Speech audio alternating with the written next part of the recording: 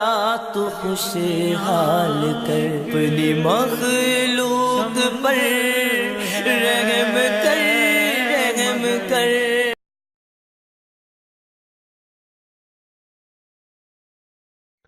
وكنا في يوم جمعة نودع عند الرسول عليه الصلاة والسلام، نريد الذهاب إلى مكة، واحتشد الناس بالآلاف، المسجد النبوي والساحات، الناس كالبحر. فنحن وصلنا إلى المواجهة الشريفة وسلمنا وأردنا الخروج مع الناس، عم نمشي عماهلنا من الزحمة، يعني بالكاد واحد عم بيحرك إجريه من شدة الازدحام. نحن نريد الخروج، شخص الله أعلم ربما عراقي أو سوري من حيث الهيئة والثياب التي يلبس، ماذا فعل هذا الرجل؟ وضع يده على الشبيكة، وضع يده على الشبيكة يعني على المواجهة الشريفة. هجم عليه الحارس، هذا الذي يقف هناك هجم عليه وصار يقول له أمام الناس: يا مشرك، حرام، ما يجوز، هذا كفر، تعبدون الحديد. وقفت أنا فوقفوا، قلت أنا كيف أسكت وكيف أمشي وهو يكفر المسلم ويكفر كل المسلمين المتبركين جهرة أمام الناس؟ كيف أسكت؟ رجعت إليه قلت له: أنت تعرف القرآن؟ قال: نعم. قلت له: تعرف سورة يوسف؟ قال: نعم. قلت: قرأتها؟ قال: نعم. قلت: أليس فيها أن الله يقول إخبارا عن يوسف: قال اذهبوا بقميصي هذا فألقوه على وجه أبي، إلى قوله تعالى: فلما أن جاء البشير ألقاه على وجهه فارتد بصيرا؟ قال: بلى. قلت له: تقول شرك والأنبياء فعلوا ذلك؟ احتار، عم تقول الأنبياء وجبنا له آية من القرآن والناس يستمعون. في هذه اللحظات الناس وقفوا يستمعون الكلام بيني وبينهم. اقترب الثاني، الثالث، الرابع، الخامس، صاروا 8 على المواجهة. أنا أناظرهم وأرد عليهم. قال الرسول كذا صلى الله عليه وسلم، قال الإمام أحمد بن حنبل كذا، وهم لا يعرفون جوابا. قلت له: تعرف كتاب العلل ومعرفة الرجال للإمام أحمد بن حنبل؟ قال: نعم. قلت له: ماذا فيه في الجزء الثاني عندما سأله ابنه عبد الله قال: ماذا تقول في مس الرجل منبر النبي والقبر يمسه؟ قال: ويقبله بنية التقرب إلى الله. قال الإمام أحمد: لا بأس بذلك. هذا الإمام أحمد الذي أنتم تنتسبون إليه كذبا وزورا. تعرف الإمام أحمد في رواية عنه قال سنة، قال لا بأس. هذا الإمام أحمد ماذا قال لي؟ قال: تفضل إلى المكتبة نتكلم في المكتبة. قلت له: ما في المكتبة أعرفه، أنت تريد أن تهرب من الناس، أنا أكلمك ليسمع الناس، لأنك كفرت المسلم، كفرت المسلمين المتبركين، ليعرفوا أن لا دليل لكم.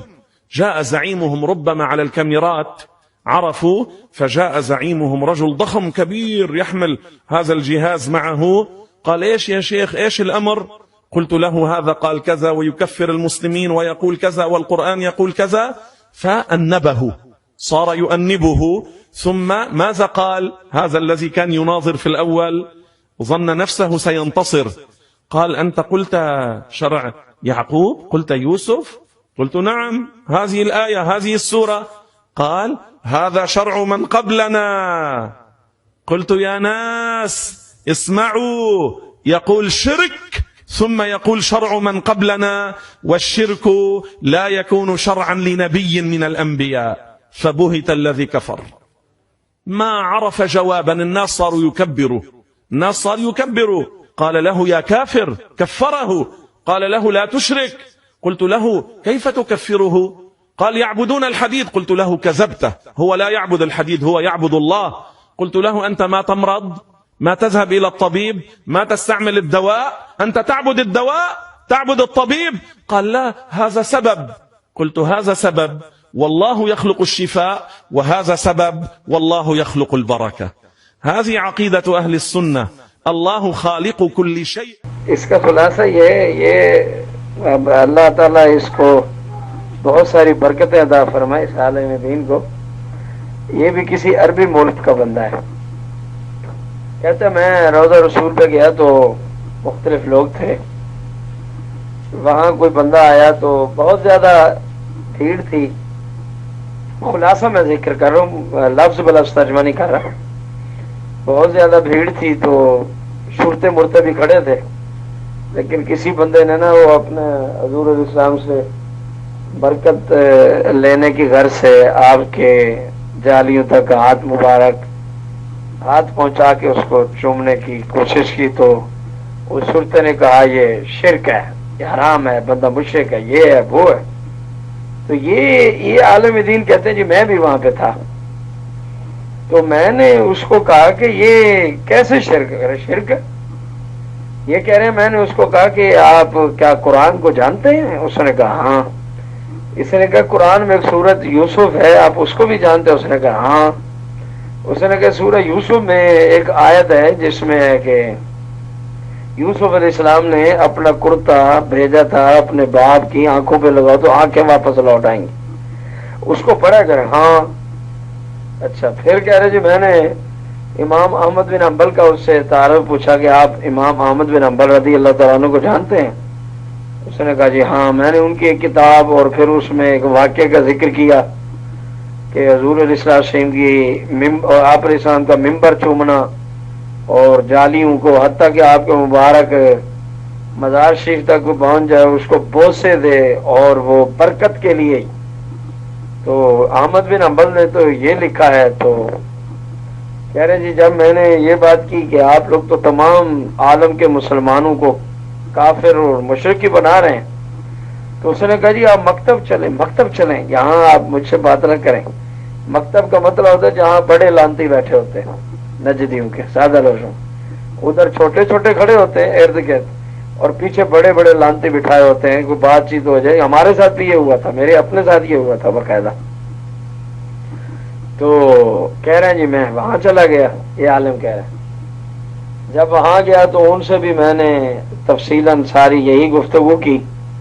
تو جب میں ان سے گفتگو کر کے ہٹا تو انہوں نے کہا جی یہ یوسف علیہ السلام والا جو واقعہ آپ نے سورہ یوسف سے سنا ہے وہ تو ہم سے پہلے کی شریعت کی بات ہے. تو میں نے اس کو کہا کہ آپ اس کو کہہ رہے ہیں کہ یہ شرک ہے, اور شرک تو کسی نبی کی شریعت میں بھی جائز نہیں تھا. تو یوسف علیہ السلام کی شریعت میں شرک کی کس نے اجازت دی ہے؟